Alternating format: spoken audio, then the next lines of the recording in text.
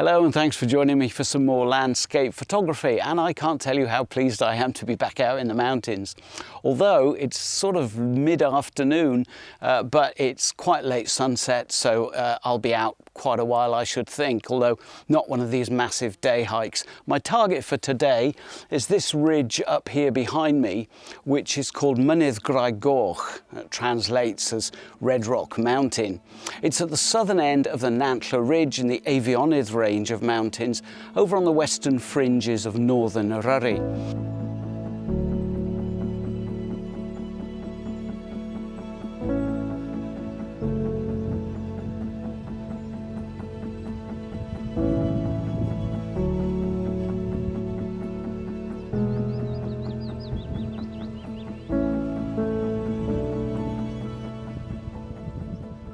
So all I've got with me today in terms of camera equipment, apart from my Osmo Action 3 that I'm talking to you on, is I'm using my OM1 of course, and I've got my 12 to 45 f4 Pro. I don't need it to be weather sealed today. I mean, it's absolutely glorious. You'd think it was the middle of summer, even though it's only the middle of May. I've also got my complementary lens to this, which is the Zuiko 40 to 150 f4 Pro.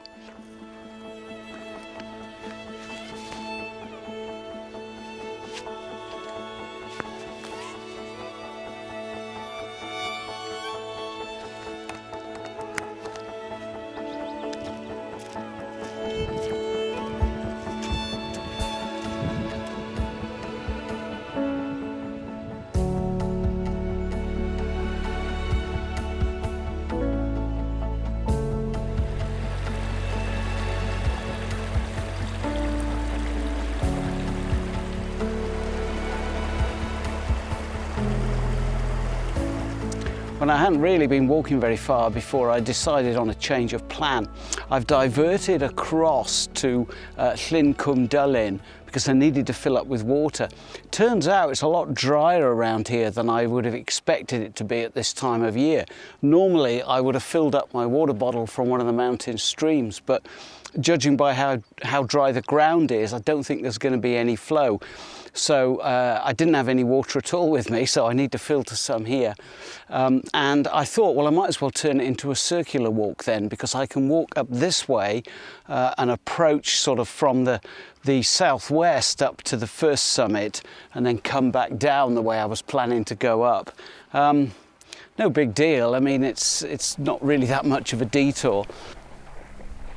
I've had a scout round and I think there might well be an image to be had here.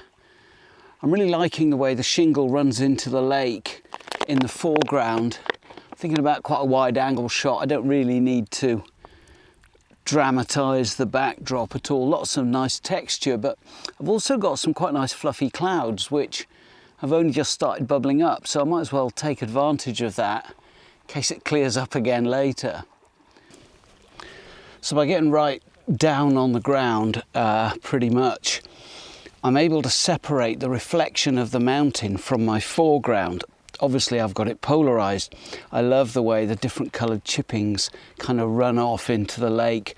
I don't need to do a long exposure because there isn't any ripple right in front of me. It's all over the far side, so it's not spoiling my nice foreground. Got a couple of little boulders that stand proud of the water. I quite like the texture on those, so I've incorporated them into the composition. And then just a nice little bit of fluffy cloud up across the col on the mountain backdrop. So all in all, a really easy shot.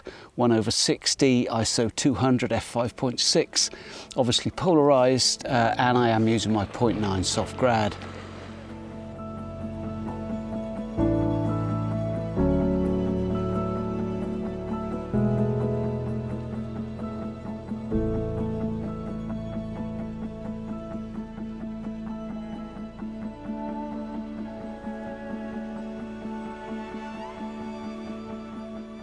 Right then, time to get going.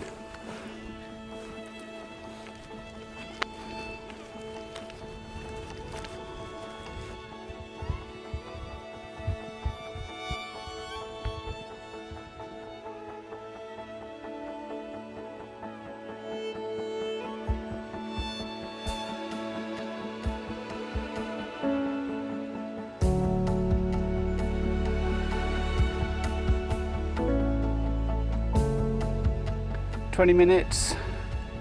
I'm about halfway up to the summit, actually making quicker progress than I expected. I mean, I don't feel any fitter than I normally am, but anyway, I'll take it. I've just stopped to take a couple of stills from up here, and I'm just enjoying the views right across the island. I can see right over the Holyhead Mountain from here. Can't quite make out my house, a little bit hazy, but lovely views nonetheless. So yeah, probably about another half an hour up to the top.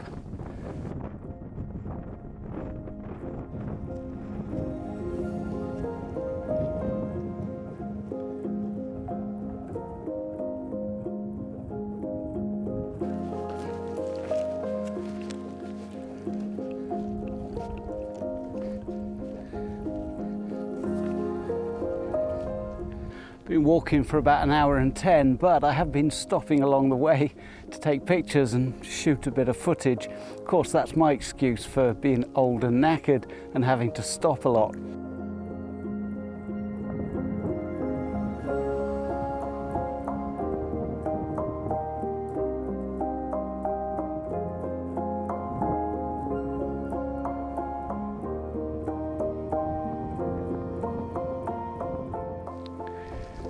Well, that's me at the top.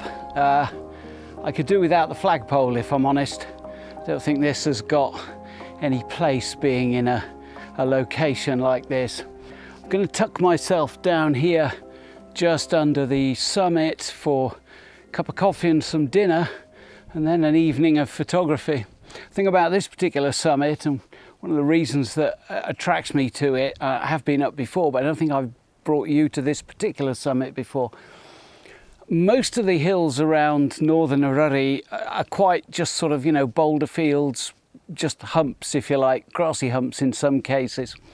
But if you've ever climbed up to the Llyn at the top, there's lots of jagged, interesting rocks, which is one of the reasons why they're quite spectacular. Well, this particular summit shares that kind of feel to it. If I swing you around into the sun, you can see over here there's these fabulous jagged rocks, and I'm going to make use of those, I think, a little bit later on. I've got about 3 hours till sunset, so I'm not in any rush at all. So let's refuel and then scout around and see what looks good.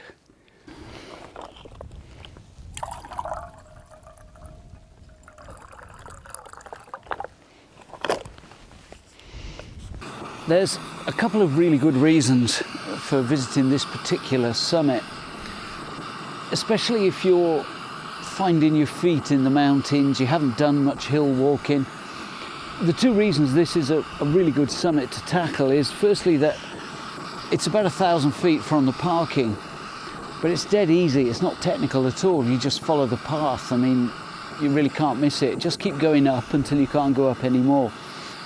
There's no scrambling, there's no really steep parts. So, you know, if you're sort of worried that you might struggle with this sort of thing, then I'd recommend this particular hill. The other reason is that over this side of the park, even on really busy weekends, it's usually pretty quiet. I think I've seen, I don't know, less than 10 people this afternoon. There's nobody up here at the top now.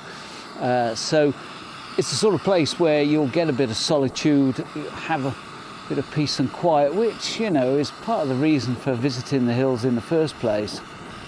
Now, on tonight's menu, we start with an amuse-bouche of twiglets, which, if you've been up a hill with me before, you'll know is one of my staples. Hot pepper army for starter, and then a rather excellent spicy pork noodles from Firepot, all followed up with Warrior Crunch. It sounds really butch. I don't know what the hell I'm doing eating that sort of thing. Protein bar. But first, a cup of coffee. I've done a bit of scouting, had a look at some options. Once the sun gets down, about another hour or so, starts putting some sidelight on some of the rocks that I might have shown you a little earlier. I think that's when the photography will kick off, so I'm not in any rush at all.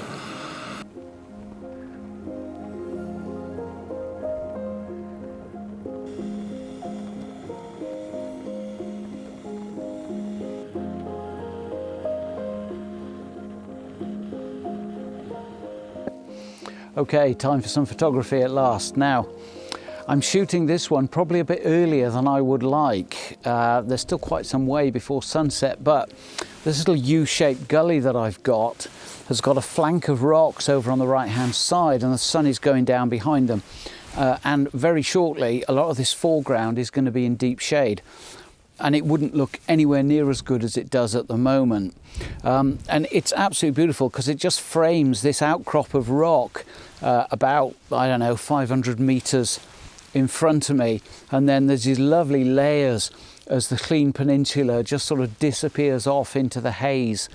I've set my composition up to exclude this wall. The left-hand edge of my composition is just inside where this wall meets that outcrop of rock just there on the left. This little area in front of me, where there's all these little patches of blueberry and the little angles of the rock catching the light, that's going to dip into shade very shortly. So what I'm doing with the exposure, and it's pretty straightforward if I'm honest, I'm shooting at f5.6, 1/200, ISO 200, so nothing special there at all. But because I've got rock and foreground very close to the camera, then I've found it necessary to focus stack. I don't want to tighten down my aperture beyond 5.6, and the reason for that is because it's going to mean the shutter speed is just slightly too slow for these little blueberries waving around in the foreground. I don't want them blurred, and that means I need a focus stack. So I focus right in front, I focused in the mid-ground, and also importantly, normally it wouldn't bother me if the far background was just ever so slightly soft, but in this instance, because there's lots of lovely layers, I don't want to lose that effect, so I want that to be sharp as well. So 3 exposures, probably only end up using 2 of them in post, but hopefully I've got enough on the card to work with.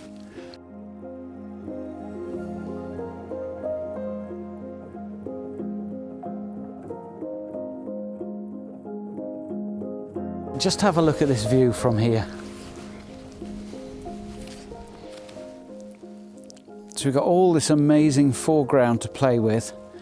Then we're looking out over the Irish Sea and just looking down there towards Eryri, those lovely layers. I've just been clambering about over these rocks, just looking for some more subject material. As I said earlier, not that difficult to climb. Although, top tip, bring lots of layers with you. It's way colder up here than it is 1,000 feet down below where you might park up. One big advantage that I have this evening is that I've got up here in plenty of time.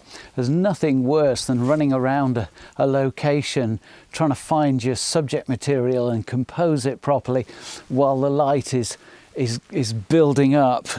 This allows me to really scope out where I might point my camera in about an hour's time. I keep glancing over at the sun because the minute it drops behind that cloud, it's game over. Unless I get some sunbeams or it breaks up again, but you can't guarantee that, so I've got to make the most of it. Yeah, I'm quite worried about losing that light, so just gonna fire off a few quick shots, and apologies for not talking you through them in any great detail, but I have got some beautiful light just catching those angles. The eagle-eyed among you may notice that I'm using this little small rig fluid head. I actually bought it for video work, but since I swapped over to the camera that I've been using today, which is this Action 3, I decided to repurpose it because it weighs almost nothing and it's fabulous for stills work. Because it's a fluid head, I can use the self-leveling and then I can adjust it like this, and I don't have to tighten anything or loosen anything, and I can make really precise adjustments in horizontal and vertical, which is the equivalent of having a geared head, but it weighs a fraction of the Benro that I've been using in the past. It's been a big feast of photography here this evening. I've probably actually only taken about 6 or 7 shots, but one or two of them might work out. There you see the sun is just about to disappear. I mean, it might reappear through some of those gaps in the clouds, but I'm not banking on that because that would be foolish. So I kind of think I've done what I can here now. It's just going to be a matter of sitting on a rock and see what happens for a bit. Well, there we are. The sun has just disappeared. I've hung around for about half an hour or so, but there really was nothing else doing, and it's now as flat as a pancake. So I'm glad I got those shots in the bag. As you can see, I got the camera handy, so if it does happen to break through the cloud on the way down, I'll grab a shot and stick it on for you at the end. It's going to take me about 45 minutes or so to get back down to where I'm parked. I'm going to be heading across to that ridge over there. That's Mynydd Goch, which was one of the ones that I thought I might visit today before plans got changed, and then back down about 1,000 feet. So I'm going to leave it there for this one. Thank you ever so much for joining me on this really nice day out. I really hope you've enjoyed it, and if you have, why not subscribe and join me next time. Cheers.